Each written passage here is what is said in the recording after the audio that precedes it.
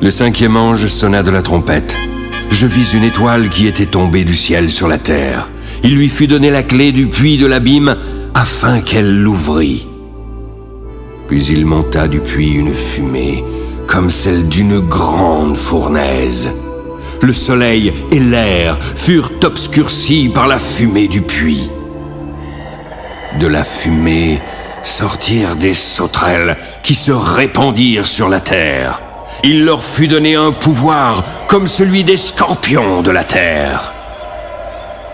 Il leur fut dit de ne point faire de mal à l'herbe de la terre, ni à aucune verdure, ni à aucun arbre, mais seulement aux hommes qui n'avaient pas le sceau de Dieu sur le front.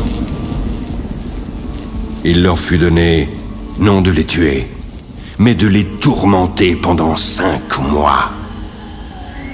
Le tourment qu'elle leur causait était comme le tourment que cause le scorpion quand il pique un homme. En ces jours-là, les hommes chercheront la mort, mais ils ne la trouveront pas. Ils désireront mourir, mais la mort fuira loin d'eux. Ces sauterelles ressemblaient à des chevaux préparés pour le combat. Il y avait sur leur tête comme des couronnes semblables à de l'or. Leurs visages étaient comme des visages d'hommes. Elles avaient des cheveux comme des cheveux de femmes, et leurs dents étaient comme des dents de lion. Elles avaient des cuirasses comme des cuirasses de fer, et le bruit de leurs ailes était comme un bruit de char à plusieurs chevaux qui courent au combat. Elles avaient des queues semblables à des scorpions et des aiguillons.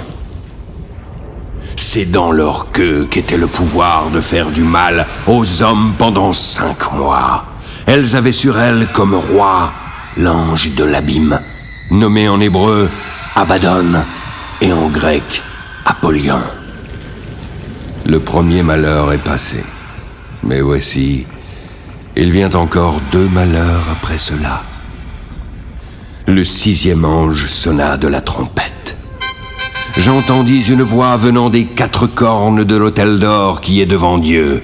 Elle disait au 6e ange qui avait la trompette: « Délie les 4 anges qui sont liés sur le grand fleuve d'Euphrate. » Et les 4 anges, qui étaient prêts pour l'heure, le jour, le mois et l'année, furent déliés afin qu'ils tuassent le tiers des hommes. Le nombre des cavaliers de l'armée était de 2 myriades de myriades.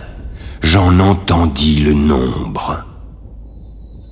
Puis dans la vision, je vis les chevaux. Ceux qui les montaient avaient des cuirasses couleur de feu, d'hyacinthe et de soufre. Les têtes des chevaux étaient comme des têtes de lions, et de leur bouche sortait du feu, de la fumée et du soufre. Le tiers des hommes fut tué par ces 3 fléaux. Le pouvoir des chevaux était dans leur bouche et dans leur queue. Leur queue était semblable à des serpents ayant des têtes. Et c'est à l'aide de ces têtes qu'ils faisaient du mal. Les autres hommes, qui ne furent pas tués par ces fléaux, ne se repentirent pas des œuvres de leurs mains, de manière à ne point adorer les démons et les idoles d'or, d'argent, d'airain, de pierre et de bois, qui ne peuvent ni voir, ni entendre, ni marcher.